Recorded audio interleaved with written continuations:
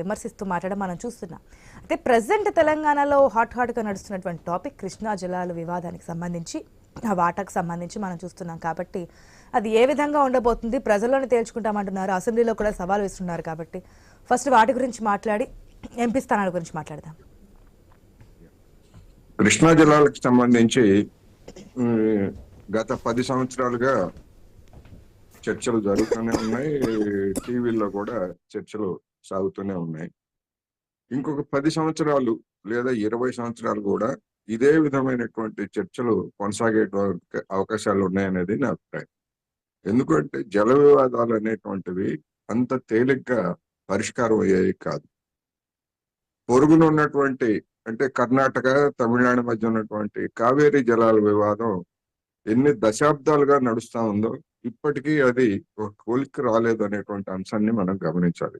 ఎందుకు అంటే జల న్యాయం ప్రకారం లేదా మన దేశంలోనూ అంతర్జాతీయంగా ఉన్నటువంటి చట్టాల ప్రకారం రాష్ట్రాలు విభజన లేకపోతే దేశ స్వాతంత్రం ఇటువంటి వాటితో నిమిత్తం లేకుండా ముందుగా ఏ ప్రాంతంలో అయితే ప్రాజెక్టులు కట్టారో ఆ ప్రాజెక్టులకి నీటి ప్రాధాన్యత ఇవ్వాలనేటువంటిది మొదటి సూత్రం.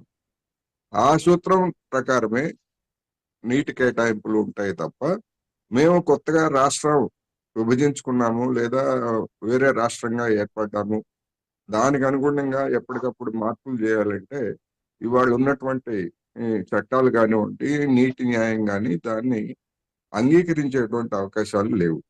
అందువలన ఒక రాష్ట్ర విభజన సందర్భంగా అంటే రాష్ట్ర విభజన కోసం జరిపినటువంటి ఆందోళనలో నీరు అనేటువంటిది కూడా ఒక ప్రధానమైనటువంటి మనోభావాలతోటి సాగింది. అందువలన ఆ మనోభావాలతో ముందుకు వచ్చినటువంటి వాళ్ళు, అధికారానికి వచ్చినటువంటి వాళ్ళు ఈ 10 సంవత్సరాల్లో సాధించింది ఏమీ లేదు. యథాతథ స్థితిని అంగీకరించారు. గతంలో అంటే రాష్ట్ర విభజన నాటికి ఏ రాష్ట్రానికి ఎంత శాతం వాటా 299 టీఎంసీలు తెలంగాణకు, 500 చిల్లర ఆంధ్రప్రదేశ్కి అనేటువంటిది తాత్కాలిక ప్రాతిపదిక మీద ఆమోదించారు. ఆ ఆమోదించినటువంటిది ఇప్పుడు సాగుతూ ఉంది. అందుకని ఇప్పుడు ఉన్నటువంటి దానిలో నా అభిప్రాయం ఏంటంటే 2 రకాలుగా చూడాలి దీన్ని. ప్రాజెక్టుల నిర్వహణ ఎవరిది అనేటువంటిది ఒక అంశం అయితే, నీటి వాటాల పునర్విభజన అనేటువంటిది మరొక అంశం.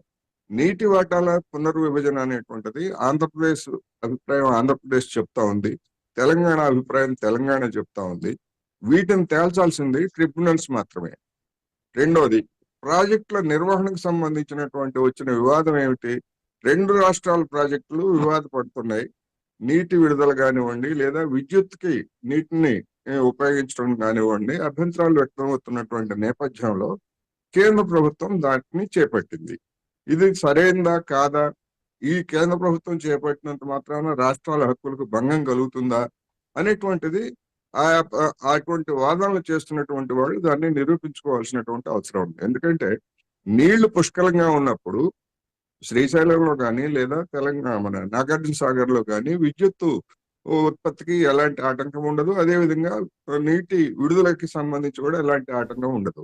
నీరు లేనప్పుడు మాత్రమే వివాదాలు తలెత్తుతున్నాయి. అందువలన మధ్యవర్తిగా ఉన్నటువంటి కేంద్ర ప్రభుత్వము ఈ నిర్వహణకు సంబంధించినటువంటి బాధ్యతలను చేపట్టింది. నిర్వహణ బాధ్యతలు అంటే కేవలం పర్యవేక్షణ మాత్రమే. అటు సిబ్బంది ఇటు సిబ్బంది, 2 రాష్ట్రాలు కూడా సిబ్బందితో పాటు వాళ్ళకి అవసరమయ్యేటువంటి వేతనాలు, భత్యాలు వీటన్నిటిని కూడా రాష్ట్ర ప్రభుత్వాలే భరించాలి. అందువలన రాష్ట్రాల మధ్య వచ్చినటువంటి ఈ పేచీని మరి సుప్రీంకోర్టు అన్నా పర్యవేక్షించాలి లేదా కేంద్ర ప్రభుత్వం అయినా పర్యవేక్షించాలి తేలేంత వరకు. అందువల్ల ఇది తాత్కాలికమే.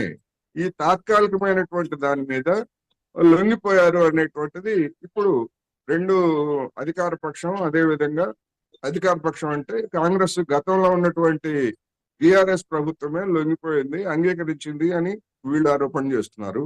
కాదు, మేము అటువంటి లొంగుబాటు మేము ప్రదర్శించలేదు, ఇప్పుడున్నటువంటి ప్రభుత్వమే దానికి అంగీకరించిందని చెప్పేసి బీఆర్ఎస్ చెప్తా ఉంది. అందుకని వాస్తవాలు ఏమిటనేటువంటిది ఆ మినిట్స్ కు సంబంధించినటువంటి శ్వేతపత్రాన్ని ప్రకటించేట్లయితే మీడియాకి, ప్రజలకి, అందరికి కూడా అర్థమవుతుంది ఎవరు చెప్పేది వాస్తవం, ఎవరు చెప్పేది అవాస్తవం, అసలు ఫ్యాక్ట్ ఏమిటనేటువంటిది తేలాల్సింది.